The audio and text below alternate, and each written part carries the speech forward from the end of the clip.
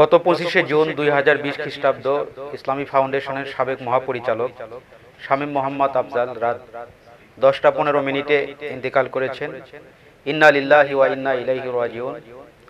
আমরা তার আত্মার মাগফিরাত কামনা করতেছি, তার শোক সন্তপ্ত পরিবারের প্রতি সমবেদনা জ্ঞাপন করছি। আল্লাহ তাআলা যেন তার এই বান্দাকে মাফ করে দেন, তার অতীত জীবনের ভুল ত্রুটি যেন ক্ষমা করে দেন। কিন্তু কিছু বিষয় আছে যে বিষয় আমরা ভুলে যেতে চাইলেও পরিবেশ আমাদেরকে বারবার স্মরণ করিয়ে দেয়। সবচাইতে কষ্টদায়ক বিষয় ছিল জনাব শামীম মোহাম্মদ আফজাল মহাপরিচালক থাকাকালে শেষের দিকে 796 কোটি 39,23,000 টাকা আত্মসাতের অভিযোগ ওঠে। আমরা জানি না এই অভিযোগ কতটুকু সত্য বা কতটুকু অংশ তিনি আত্মসাৎ করেছিলেন। একজন মানুষ যখন মৃত্যুবরণ করে তখন মানুষেরা তার জন্য দোয়া করে, তার আত্মার মাগফিরাত কামনা করে। কিন্তু ওই মানুষটা যদি কোনো হকুল ইবাদ, বান্দার হক যদি নষ্ট করে, বান্দার হক নষ্ট করার কারণে যে গুনাহ, যে অপরাধ, আল্লাহ তাআলা এই অপরাধ কখনো ক্ষমা করে দেন না। আমরা হকুল্লাহ লঙ্ঘন করলে আল্লাহর কাছে মাফ চাইলে আল্লাহ তাআলা এটি ক্ষমা করে দিতে পারেন। কিন্তু বান্দার হক নষ্ট করে কেউ যদি কবরের বাসিন্দা হয়ে যায়, আল্লাহ রাব্বুল আলামিন কখনো তাকে মাফ করবেন না। বাংলাদেশের কোটি কোটি মুসলমানের রক্তক্ষরণ করা, পরিশ্রম করা টাকার একটি অংশ রাষ্ট্রীয় কোষাগারে জমা হয়। সেখান থেকে কিছু অংশ স্বনামধন্য প্রতিষ্ঠান ইসলামী ফাউন্ডেশনের কাজে লাগানো হয়। আমরা লক্ষ্য করেছি ইসলামী ফাউন্ডেশন একটি স্বনামধন্য প্রতিষ্ঠান। এই প্রতিষ্ঠানে বিগত যারা দায়িত্ব পালন করেছেন, যারা খেদমত করেছেন, দেশ সহ সারা পৃথিবীতে তাদের অনেক সুনাম সুখ্যাতি আছে। কিন্তু অত্যন্ত দুঃখের জনক হলেও অত্যন্ত পরিতাপের বিষয়, শামীম আফজাল যখন এই দায়িত্ব গ্রহণ করেন তখন থেকে এই প্রতিষ্ঠানের সুনাম দিনের পর দিন নষ্ট হয়েছে। জাতি বিভেদ হয়ে গেছে, জাতির মধ্যে পার্থক্য করা হয়েছে, আলেম ওলামাদের মধ্যে হিংসা বিদ্বেষ ছড়িয়ে পড়েছে। শুধু তাই নয়, কলঙ্কিত করা হয়েছে স্বাধীনতার মহান স্থপতি বঙ্গবন্ধু শেখ মুজিবুর রহমানের হাতে গড়া এই প্রতিষ্ঠান ইসলামী ফাউন্ডেশনকে। আমাদের আজও কষ্ট লাগে সেই দিন যেদিন ইমামদের সম্মেলনে, ইমামদের সামনে ব্যালে ড্যান্সের অনুষ্ঠান হয়ে গেল, যেখানে একজন পরিচালক, মহাপরিচালকের উপস্থিতিতে অসংখ্য আলেমদের সামনে, ইমামদের সামনে নাচ গানের অনুষ্ঠান করা হলো। সেই দিন অপমানিত শুধুমাত্র ইমামগণই হননি, পুরো আলেম সমাজকে বিশ্বের দরবারে হেয় প্রতিপন্ন করেছিলেন এই শামীম মোহাম্মদ আফজাল। আরো উল্লেখযোগ্য বিষয়, ইসলামী ব্যাংক বাংলাদেশ লিমিটেড বাংলাদেশ সহ সারা পৃথিবীতে সুনাম অর্জন করেছে, ইবনে সিনা সুনাম অর্জন করেছে। এবং দুঃখজনক হলেও সত্য, বাংলাদেশে যারা ইসলামী রাষ্ট্র প্রতিষ্ঠার পেছনে অগ্রণী ভূমিকা পালন করছেন, যারা দায়িত্ব পালন করেছেন, যারা স্বপ্ন দেখেন বাংলাদেশে ইসলামী রাষ্ট্র প্রতিষ্ঠিত হবে, কালেমার পতাকা পথ পথ করে উঠবে, কোরআনের শাসন এদেশের সমাজে প্রতিষ্ঠিত হবে, সেই সমস্ত আলেম এবং বাংলাদেশের উল্লেখযোগ্য কিছু প্রতিষ্ঠানের পেছনে ষড়যন্ত্রকারী হিসেবে আমরা তাকে লক্ষ্য করেছি, তাকে দেখতে পেয়েছি। আজকে অনেক আলেম ওলামা প্রতিক্রিয়া ব্যক্ত করেছেন। আল্লাহর নবীর পেছনে সালাত আদায় করেছিলেন আব্দুল্লাহ ইবনে উবাই, আল্লাহর নবীর সঙ্গে জিহাদে অংশগ্রহণ করেছিলেন আব্দুল্লাহ ইবনে উবাই। কিন্তু সুযোগ পেয়ে আব্দুল্লাহ ইবনে উবাই তার সঙ্গী সাথীদেরকে নিয়ে পিছু টান দিয়েছিল, কিন্তু ইসলামের কোনো ক্ষতি করতে পারেনি। আজকে একজন শামীম আফজাল দুনিয়া থেকে বিদায় নিয়ে অন্ধকারময় কবরের বাসিন্দা হয়ে গেলেন, কিন্তু এই একজন শামীম আফজাল বাংলাদেশে নেই। তার মতো অনেক শামীম আফজাল বাংলাদেশে আছে, যারা সর্বোচ্চ চেষ্টা করে ইসলামী আন্দোলনকে নস্যাৎ করার জন্য, ইসলামী আন্দোলনের সঙ্গে যারা জড়িত আছে তাদেরকে কষ্ট দেওয়ার জন্য, তাদেরকে ঘরছাড়া করার জন্য। আজকে তাদের উদ্দেশ্যে আমরা বলতে চাই, শামীম আফজালের জীবনী থেকে শিক্ষা গ্রহণ করুন। কোটি কোটি টাকা আত্মসাৎ করে কবরে গেলে হয়তোবা মসজিদের ইমাম সাহেব তার জন্য দোয়া করতে পারেন, কিন্তু বান্দার হক নষ্ট করার কারণে আল্লাহ রাব্বুল আলামিন এই অপরাধকে কখনো ক্ষমা করবেন? একটু ভেবে দেখবেন।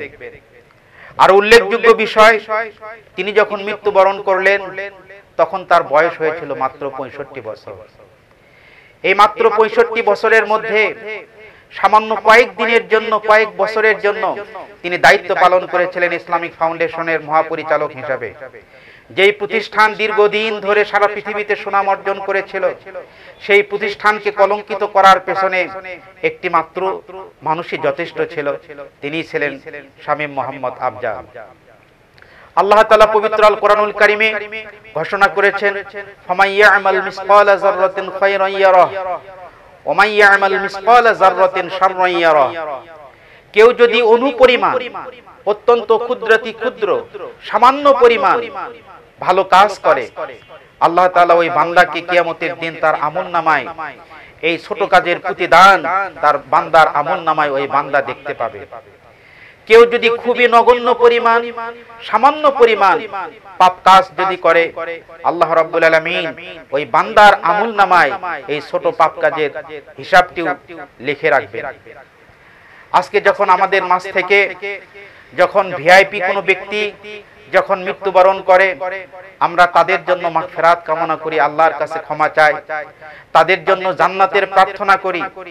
কিন্তু একটি কথা আমাদেরকে বারবার কষ্ট দেয়, যে মানুষগুলো দুনিয়ায় যতদিন বেঁচে ছিল, আল্লাহর বিধানকে যারা স্বীকার করেনি, অন্তর দিয়ে যারা বিশ্বাস করেনি, বাংলাদেশ ইসলামী রাষ্ট্র পরিণত হোক, বাংলাদেশে ইসলামী সমাজ ব্যবস্থা প্রতিষ্ঠিত হোক, এই আশা আকাঙ্ক্ষা যারা কখনো হৃদয়ে লালন করেনি, বরং বাংলাদেশে ইসলামী রাষ্ট্র প্রতিষ্ঠার পেছনে যারা শ্রম দিয়েছে, অর্থ দিয়েছে, যারা কষ্ট করেছে, ত্যাগ স্বীকার করেছে, তাদেরকে ধ্বংস করার জন্য আজকে শামীম আফজাল নয়, তার অনেক অনুসারীরাই কাজ করে গেছে। আমরা এই জাতির কাছে প্রত্যাশা করি যে তারা যেন এই শামীম আফজালের মৃত্যু থেকে শিক্ষা গ্রহণ করে, যে দুনিয়া খুবই ক্ষণস্থায়ী, এই দুনিয়ার জীবনই শেষ জীবন নয়। এই দুনিয়ার জীবনের পরে আমাদেরকে আল্লাহ রাব্বুল আলামিনের দরবারে হাজির হতে হবে। সেই দিন আমাদের জীবনের কাজকর্মের হিসাব দিতে হবে। আমরা যতটুকু ভালো কাজ করেছি, ততটুকু ভালো কাজের প্রতিদান আমরা আল্লাহ রাব্বুল আলামিনের কাছে অবশ্যই পাবো।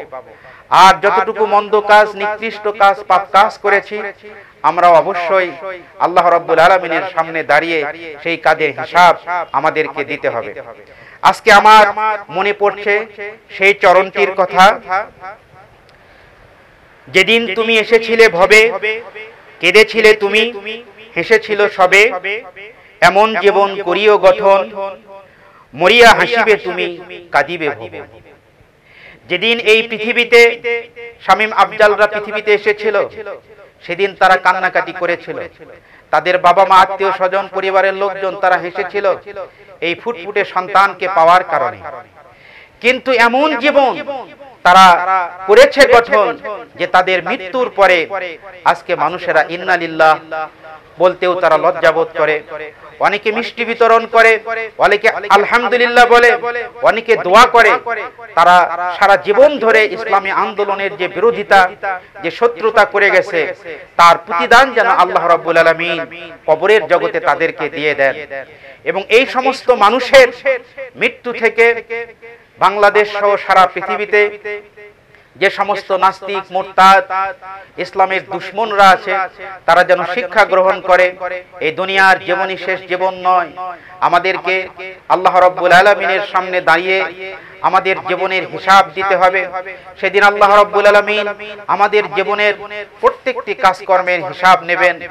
আর আমরা যদি আল্লাহর সন্তুষ্টি অর্জনের জন্য, আল্লাহর দ্বীনকে জমিনে প্রতিষ্ঠিত করার জন্য আমরা যদি জীবন বাজি রেখে কাজ করতে পারি, মানুষদেরকে আল্লাহর দ্বীনের দিকে যদি আমরা আহ্বান করতে পারি, তাহলে আমাদের 65 বছর নয়, আমাদের জিন্দেগি যদি আরো ক্ষুদ্রতর হয়, অতি অল্প সময় হয়, এই অতি অল্প সময় আমাদের জন্য অত্যন্ত যথেষ্ট হবে। তাই পরিশেষে আমি দেশবাসী সহ সমস্ত আলেম ওলামার কাছে আমি উদাত্ত আহ্বান জানি, দল মত নির্বিশেষে আমরা ইসলামী ফাউন্ডেশন একটি স্বনামধন্য প্রতিষ্ঠান, তার মহাপরিচালকের দায়িত্ব পালন করেছিলেন শামীম আফজাল। তার জন্য আসুন আমরা আত্মার মাগফিরাত কামনা করি।